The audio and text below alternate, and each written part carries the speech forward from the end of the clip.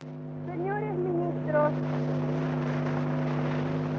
viejos amigos míos, recién ayer de tarde tuve comunicación de que el señor ministro de Instrucción Pública de este nobilísimo país que respeto particularmente me invitaba a concurrir a este acto y a hablar al lado de dos grandes poetisas amigas. Quiero agradecer aquí tan honrosa deferencia y confesar que el deseo de acercarme a ellas y cobijarme a la sombra de sus palabras me animó a lanzarme hacia Montevideo sin tiempo para ordenar mis ideas y llamar al duendecillo de la inspiración que, como ocurre en ciertos hoteles, cuanto más timbre se le toca, menos acude. Mi presencia quiere significar un homenaje a la uruguaya y a la chilena, a Gabriela y a Juana, y en ella mi adhesión a la mujer escritora de América, mi fervor por su heroísmo, cuya borra conozco, y mi recuerdo inclinado para las mayores desaparecidas y las que, ausentes en esta tribuna, lo están por el valor magnífico de sus obras.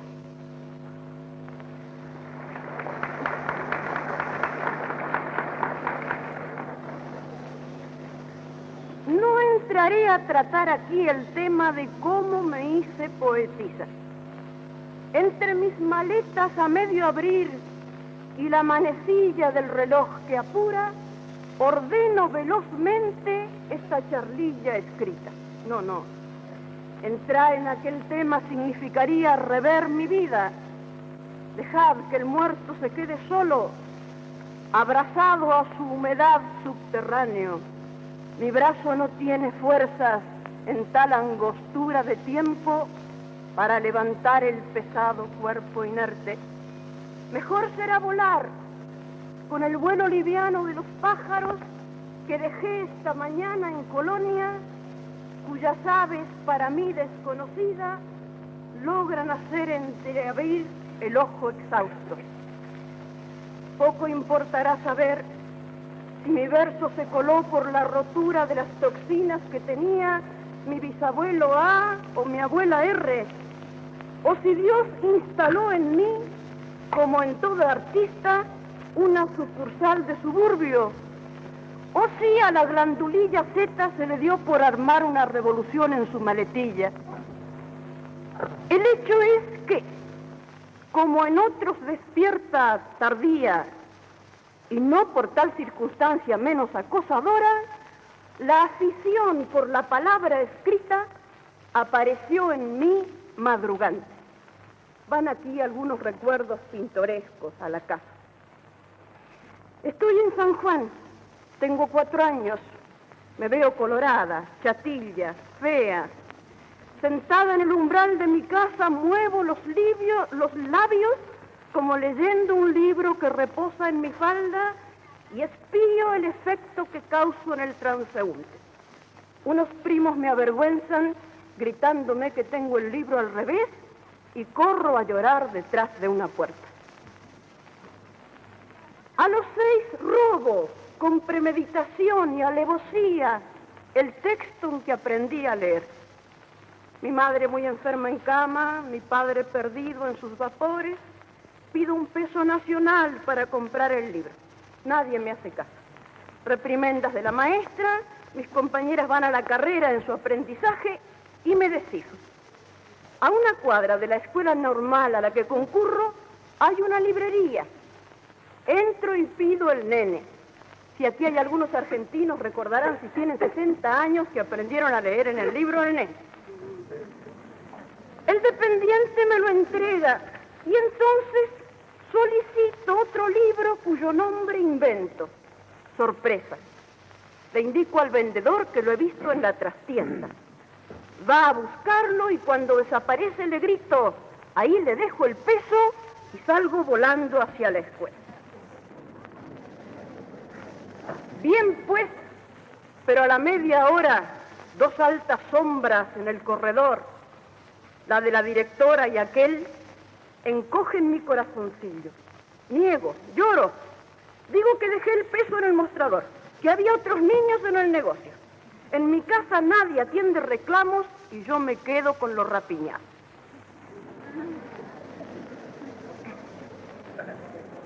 Crezco como un animalillo, sin vigilancia, bañándome en los canales sanjuaninos, trepándome a los membrillares, durmiendo con la cabeza entre los pámpanos. A los 7 años me aparezco en mi casa a las 10 de la noche, acompañada por la niñera de una casa amiga, a donde voy después de clase y me instalo a cenar. A los 8, 9, 10, miento desaforadamente. Crímenes, incendios, robos, que no aparecen jamás en las noticias policiales. Soy una bomba cargada de noticias espeluznantes. Vivo corrida por mis propios embustes, alquitranada en ellos. Meto a mi gente en líos. Invito a mis maestros a pasar temporadas en una quinta que no existe.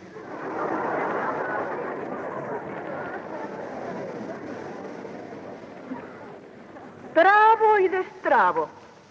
El aire se hace irrespirable. La exuberancia de mis propias mentiras me salva. Y en la raya de los 14 años, abandono. A los 12 escribo mi primer verso. Es de noche. Mis familiares ausentes. Hablo en él de cementerios, de mi muerte. Lo doblo muy cuidadosamente y lo dejo debajo del velador para que mi madre lo lea antes de acostarse. El resultado es esencialmente doloroso. A la mañana siguiente unos coscorrones frenéticos pretenden enseñarme que la vida es dulce. Desde entonces, los bolsillos de mi delantal, los corpiñitos de mis enaguas están llenos de papeluchos borroneados que se me van muriendo como migas de pan. Desde esa edad hasta los 15 trabajo para vivir y ayudar a vivir. De los 15 a los 18 me recibo de maestra, Dios sabe cómo. La cultura literaria que allí absorbo para en Andrade, Echeverría, Campoamor. A los 19 estoy encerrada en una oficina. Me acuna una canción de teclas. Las mamparas de madera se levantan como diques más allá de mi cabeza. Barras de hielo refrigeran el aire a mis espaldas. El sol pasa por el techo, pero no puedo verlo. Bocanadas de asfalto caliente entran por los vanos y la campanilla del tranvía llama distante. Clavada en mi sillón, al lado de un horrible aparato para imprimir discos, dictando órdenes y correspondencia a la mecanógrafa, escribo mi primer libro de versos, un pésimo libro de versos. Dios te libre, amigo mío, de la inquietud del rosal.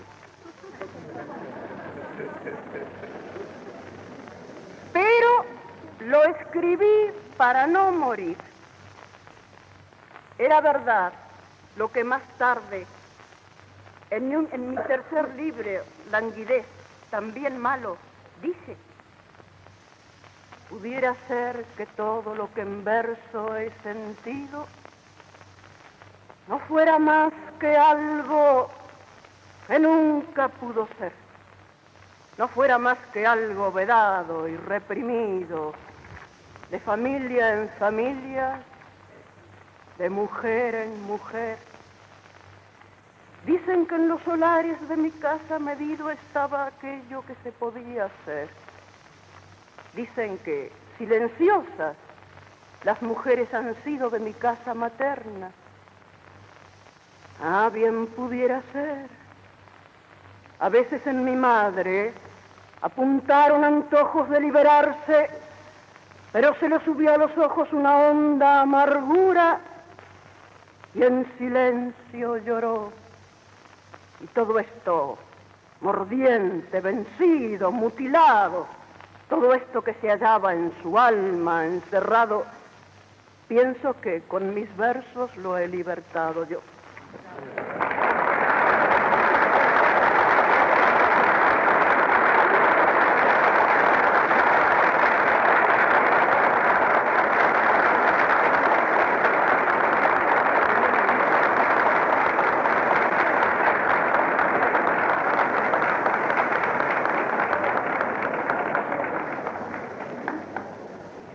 Fue verdad también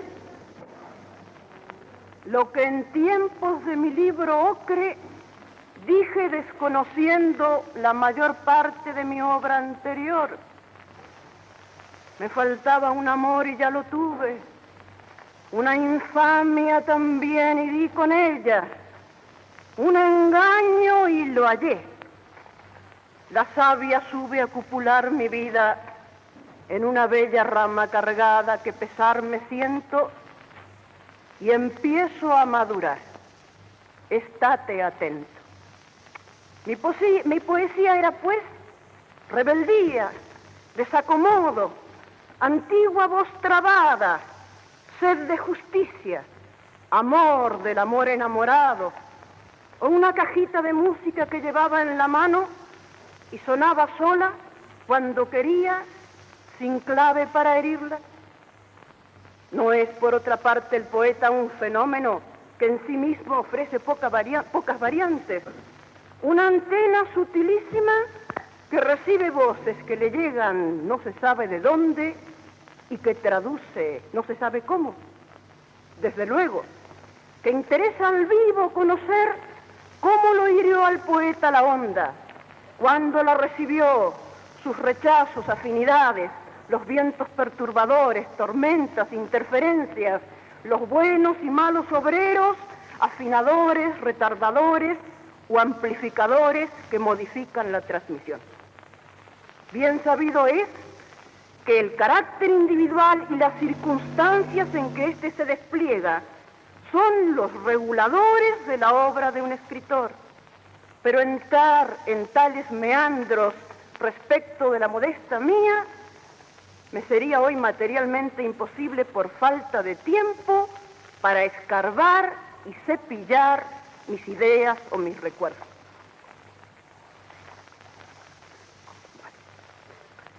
La médula de esta charlilla, en realidad, será la lectura de 5 poemas que acabo de escribir en tierra uruguaya y su muy delgada historia. Poesías breves, dispuestas en forma de soneto, una cuarteta inicial de exposición, la segunda nudo, los tercetos el desenlace, pero de rima disonante.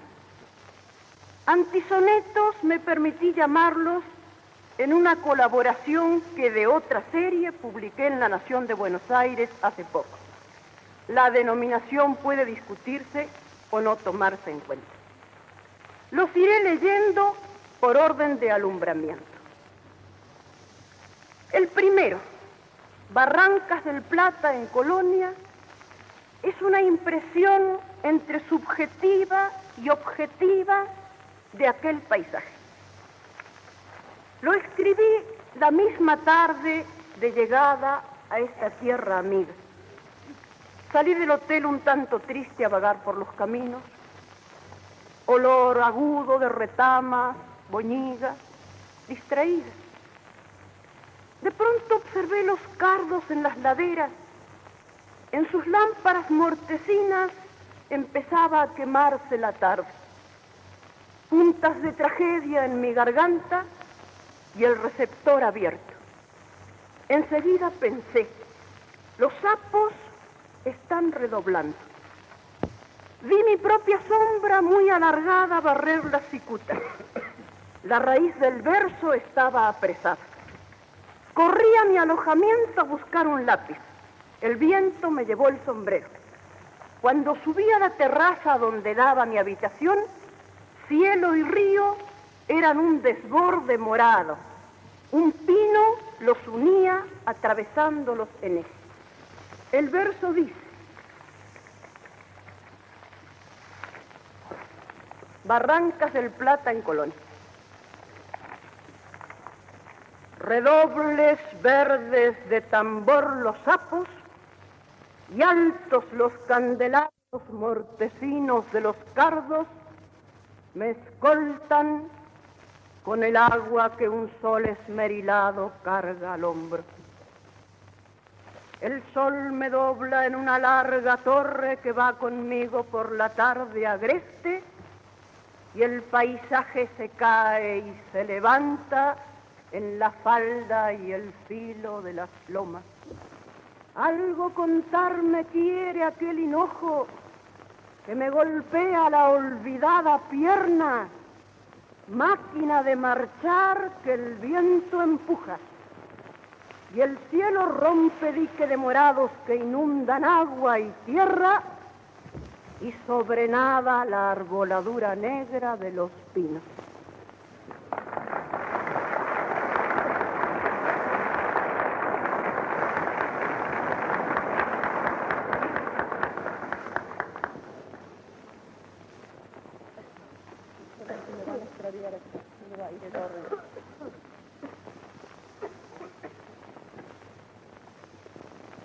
Dos días después, a eso de las 11 de la noche, estaba en el jardín meciéndome en una hamaca de niños.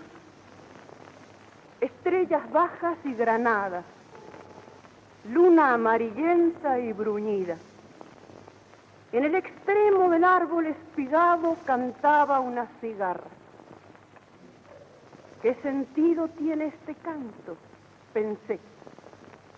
Dispuse el oído. Llama, dije. Está llamando a alguien. En ese momento, grillos. Tras esa idea, la cigarra está llamando a los grillos, el verso se precipitó en pendiente y la pluma corrió antecediendo casi al pensamiento. Me demoré en la palabra Orión. La dejé por conocida. No tiene título aún. Cigarra en noche de luna, o mitin de grillos, o poemita para un niño imaginativo, o tal vez cualquier otro. Aquí va el poemita.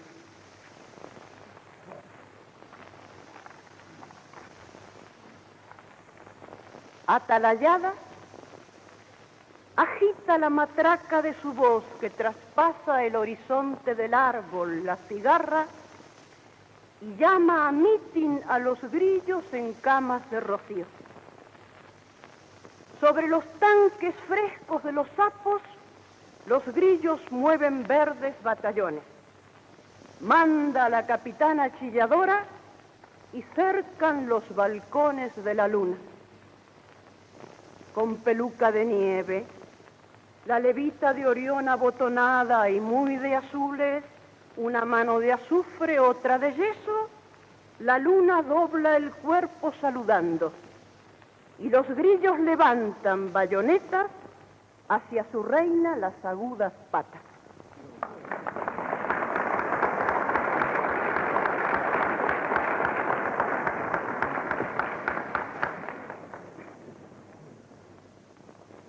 Bien, la antena dejó de funcionar por unos días. Playa, caballos, nuevos rincones por descubrir. Pero hay una alameda hermosa que conduce del Real de San Carlos al balneario. Gustaba discurrirla enfundada en unos pantalones de pana de jardinero que se pusieron de moda últimamente. Me veía con ellos muy ridículas, pero el paso largo que el pantalón permite calmaba mis recelos. Con mi bastón rústico, pues, por la senda de pino sombrosa y perfumada. Acostarse allí, debajo del árbol, la cabeza sobre el colchón de hojuelas doradas. Sí, no. ¿Y el auto que pasa? Bueno, ¿qué más da? tirada al fin al pie del árbol, las piernas en libre juego, mirando el cielo cribado por las ramas. Fulminante la sensación. Yo trepé un día por un árbol y en su copa di chillidos.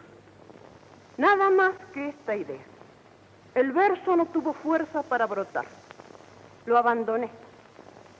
Una semana después, un hecho cualquiera, poco importa, me apagó la tierna alegría salvaje conquistada sol y agua. La antena hilachada captó la segunda estrofa. No sin dificultades construí los tercetos, tanto que el último tiene una variante.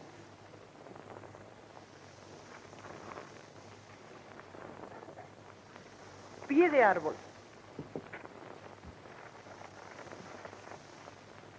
No sé cuándo, por una arboladura como esta yo trepaba acelerando y a 4 manos descendía a tierra la lengua alegre de jugosos frutos. Y vi una caballada por el aire de negra crin y a látigos de fuego azuzar sus turbiones de tormenta, y yo chillé con voz no articulada. Y huía, y con los otros, apretados en un montón de bestias temerosas, nos detuvimos quietos y encogidos, y sacudió la tierra el paso rudo de una mole animal que se metía en un túnel abierto en la espesura.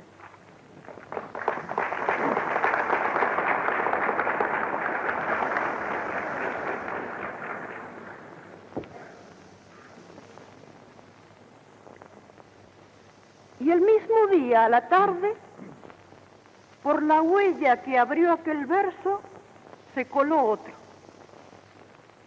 Venía de la playa, agitada, corriendo, echando pompas de jabón verbales según mi costumbre. Una persona para mí querida estaba sentada en la sala. Me acerqué a hablarla. No contestó. Hacía solitarios con una baraja. Tenía la frente herida de un tajo ceñudo. Me senté a la ventana. Miré el cielo. Vi muy lejos su fino azul con campos rosados y muy bajas, gruesas nubes que parecían dividirlo como está el globo terráqueo. Y debajo, pájaros oscuros que esmaltaban los parques azules. Y sobre mi cabeza la línea sombría de los pinos. Miré al soslayo. La boca enemiga seguía apretada y dura. Oh contraste entre cielo y boca. Oh planos descendentes. Había escasa luz. Tomé la pluma y sin ver nada tracé en gruesos caracteres el verso para poder leer mis propias palabras. Planos en un crepúsculo. Primero,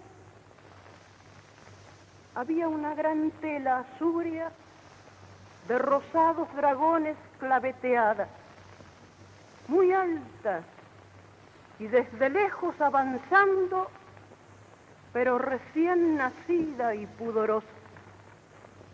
Y más abajo, grises continentes de nubes separaban los azules.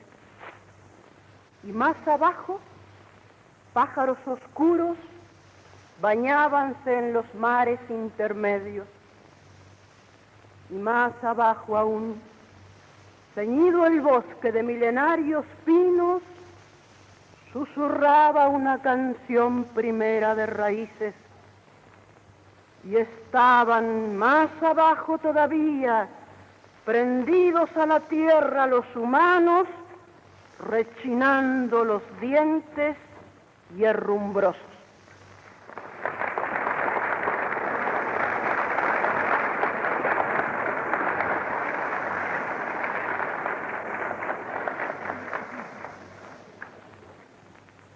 Qué dulce, inesperada comunicación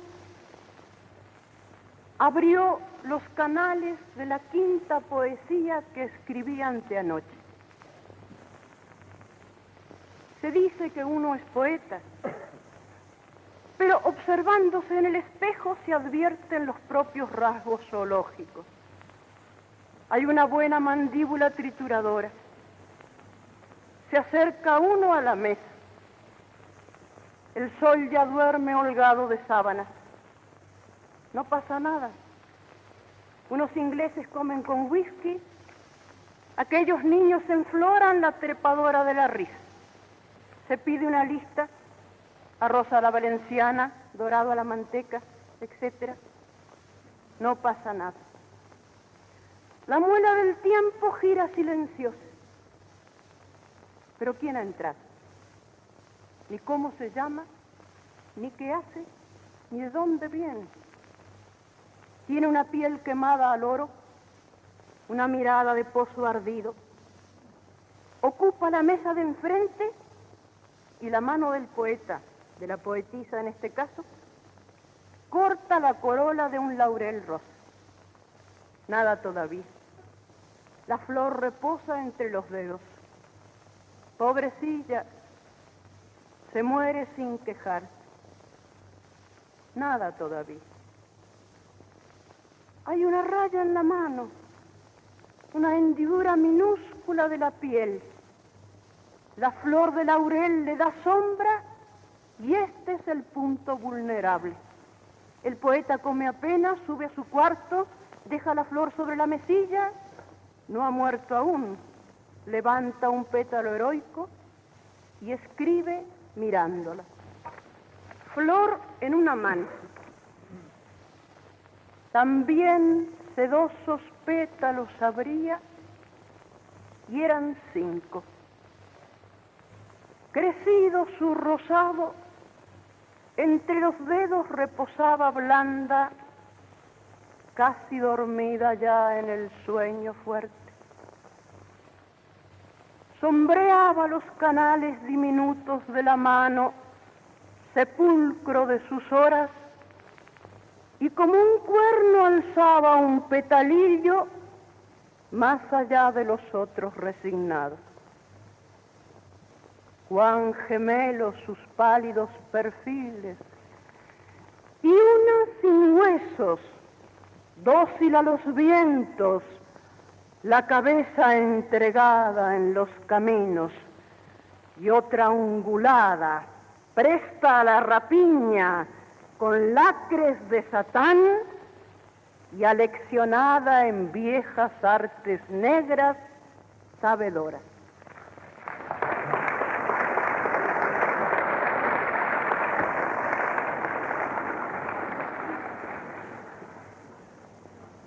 Ya termino. Diré, para finalizar, que a excepción de este último verso, los otros son un tanto diferentes a mi manera habitual.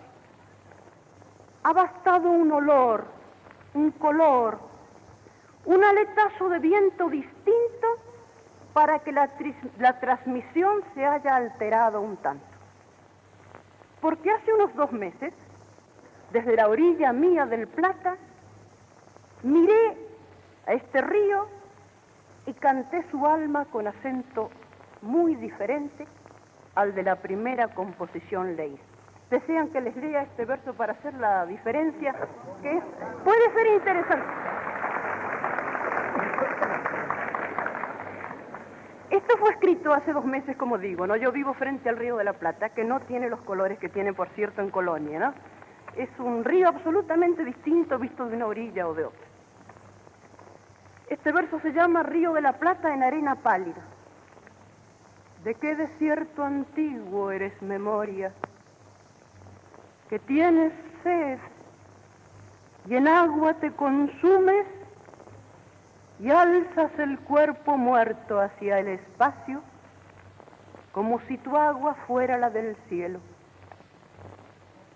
Porque quieres volar y más se agitan las olas de las nubes que tu suave yacer tejiendo vagos cuerpos de humo que se repiten hasta hacerse azules. Por llanuras de arena viene a veces sin hacer ruido un carro trasmarino y te abre el pecho que se entrega blando. Jamás lo escupes de tu dócil boca. Llamas al cielo y su lunada lluvia cubre de paz la huella ya cerrada.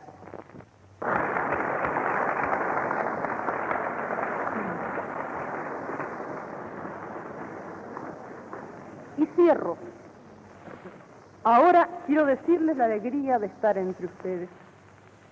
Y decir también, gracias Gabriela, gracias Juana, por existir sobre la tierra y respirar a mi lado. Si pudiera ensanchar nuestras 6 manos unidas en un círculo que partiendo del Atlántico ensartara la cordillera y enfilara la pampa, lo haría. Ancho es el mundo y en él caben todos. Y el que, pueblo o individuo, traiga el mensaje más alto, lo supremo se lo acrecienta.